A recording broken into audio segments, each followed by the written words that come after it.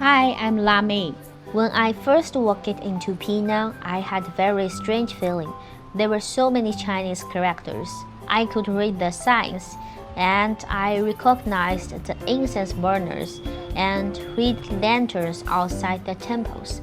The street breakfast, coffee, toast, and eggs look at just like the southern Chinese lifestyle I grew up with. But as I kept walking, I knew very clearly that this was not China. It's a very subtle feeling. It's not completely strange, but it's not completely familiar either. It feels like meeting a relative who has lived in another country for generations. They still keep some family habits, but their way of speaking, eating, and living has already grown together with the local culture. A friend asked me, "So, does this place feel like home to you?" I don't think so. Not completely. It feels more like seeing home brought across the sea and then slowly turning into something else. Today, I don't want to show you how many tourist spots Penang has or tell you where the best photo spots are. I want to find out one thing. When Chinese culture leaves China and mixed with Malaysia's languages, religions, weather, business, and immigration history, what does it become? Is it still like China, or has it become something that uniquely belongs to Penang? The first thing I noticed about Penang wasn't just one culture, but many layers of cultures appearing all at once. Look at this street. You might see Chinese shop signs ahead, English street names next to them, an Indian restaurant a few steps away, and across the street, a mosque or an old colonial building. Unlike many other cities, Penang doesn't divide cultures into clear areas. It feels like people have lived on the same street for a long time, slowly creating a natural mix. For tourists, this might just be a pretty old town, old houses, colorful walls, street art, and cute coffees. They are great for photos, but for the locals, these streets are not a performance. In the morning, people go to work, deliver goods, buy groceries, and open their shops. Tourism is just a layer added later. What truly supports this street is everyday life. Oh my god，走，我们要去亚美尼亚街。Oh my god，走，我们要去亚美尼亚街。走这儿，走这儿。月姐，你觉不觉得这里很像中国？像来到了太古里。那倒也不像，太古里有点繁华。但是你看，这到处都是中文，看见没？到处都写的中文。哪里到处？那里啊，那里，你看那边那个门牌。我有没有可能得到的花呢？没有，它到处都是这样的。你看嘛，槟城南洋茶室。We often see Chinese, English, and Malay on the same street, and nobody seems to find it strange. In China, language often makes you think of a specific region, like Cantonese, Hokkien, or Mandarin. But in Penang, language shows where a family came from, where they settled, what school they went to, and who they do business with every day. So when I look at these shop signs, I don't simply say, this place feels so Chinese.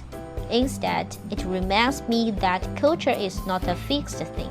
It moves with people and it changes for real life. After walking around those streets, I felt a bit hungry. At first, I thought I would go to a traditional competition for this video. Coffee, toast, and half-boiled eggs. That picture seems to match what people expect from Penang's old town. But instead, I walked into this Middle Eastern restaurant called Love Penang Arabic Restaurant. When I sat down, I looked at the menu for a while. There were many dishes names I wasn't familiar with: grilled meat, rice, bread, salties, and dishes with spices.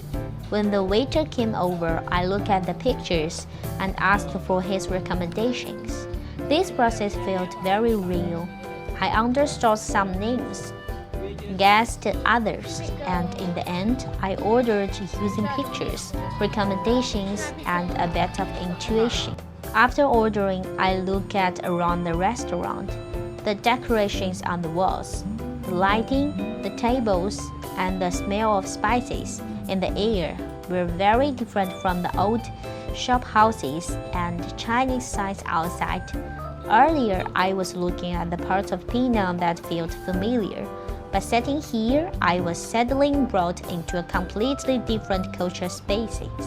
After a while, the waiter brought out the food. First came the drinks, then the main dishes: grilled meat, rice, sauces, and bread. As the dishes were placed on the table one by one, everything looked so rich and colorful. The rice had a beautiful color, the meat was grilled, and there were sauces, vegetables, and bread on the side. It was a completely different flavor system from the Penang breakfast I had imagined earlier. I took a bite of the rice first.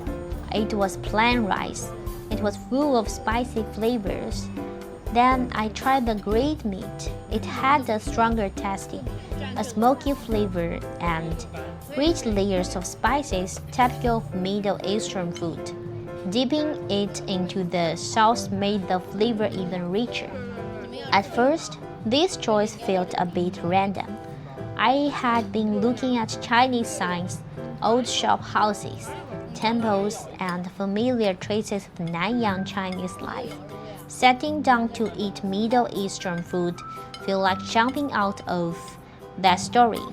But as I kept eating, I realized that this is actually a very real part of Penang. Penang doesn't have just one culture. It's not only about Chinese tea houses or local Nanyang street food.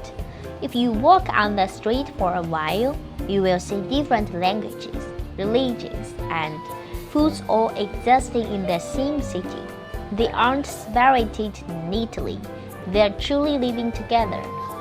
Looking at the table full of the food, I had a clear feeling I was back to being a tourist. On the street, seeing Chinese signs made me feel a bit familiar, as if I could understand part of these places.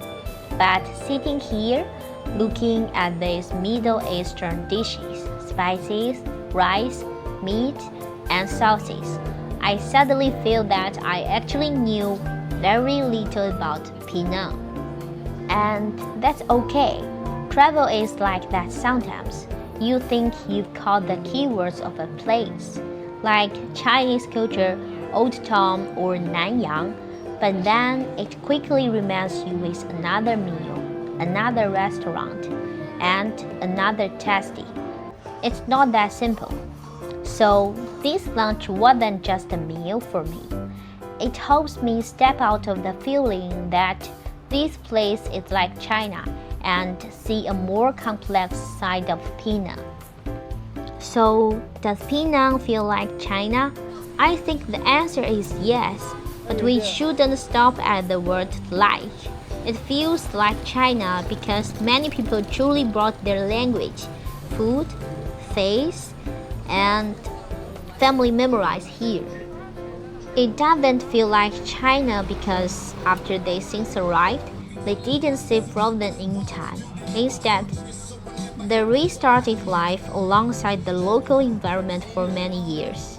For me, the most moving part of Penang is not that it copies China, but that it proves culture can leave its original land and keep growing. It becomes more complex, more blended, and harder to summarize in just one sentence. If you enjoyed this video, please give me a like and subscribe. Thanks for your watching, and I will see you in the next time.